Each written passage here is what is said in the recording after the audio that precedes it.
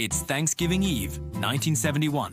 Northwest Orient Airlines Flight 305 takes off from Portland, Oregon, heading for Seattle. On board is a man in a dark suit, clutching a briefcase. He calls himself Dan Cooper.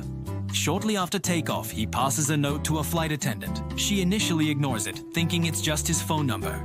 He leans in and says, "Miss, you'd better look at that note. I have a bomb." This was the beginning of one of the most baffling mysteries in American history. The man the world would come to know as D.B. Cooper had just hijacked an airplane. His demands were simple and direct. $200,000 in unmarked $20 bills, 4 parachutes, and a fuel truck standing by in Seattle to refuel the plane upon arrival.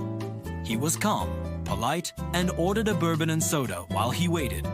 The airline and the FBI scrambled to meet his demands. Once the plane landed in Seattle, the exchange was made. The money and parachutes were brought aboard, and Cooper released all 36 passengers and 2 flight attendants. He kept the pilots, a flight engineer, and 1 flight attendant with him. Under Cooper's instructions, the Boeing 727 took off again, this time heading south towards Mexico City.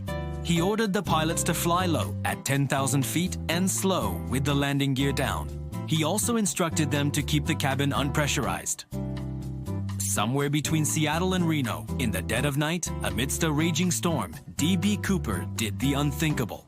He opened the rear air stairs of the plane and, with the money strapped to his body, jumped out into the freezing, windswept darkness. He vanished without a trace. The moment the plane landed safely in Reno, one of the largest and most extensive manhunts in U.S. history began. The FBI, local police, and even the military scoured the rugged wilderness of the Pacific Northwest where they believed Cooper might have landed. They searched for years but found nothing. No body, no parachute, no briefcase. It was as if he had evaporated into thin air. For 9 long years, the case went cold. Then, in 1980, a young boy named Brian Ingram was digging a fire pit on the banks of the Columbia River. He unearthed 3 rotting bundles of cash. When the serial numbers were checked, they were a perfect match for the ransom money given to D.B. Cooper. But this discovery only deepened the mystery. The money was found miles away from the projected flight path and jump zone. How did it get there? And where was the rest of it? So who was this man? The most compelling theory suggests that D.B. Cooper wasn't just some random criminal. He was likely a person with extensive military or aviation experience. His knowledge of the Boeing 727's specific capabilities, like its aft air stairs that could be opened mid-flight, was not common knowledge. He knew the precise flight parameters needed for a safe jump, and he chose parachutes that pointed to someone with skydiving expertise. Many believe he was a paratrooper, perhaps a veteran of the Vietnam or Korean War, someone trained to survive in harsh conditions.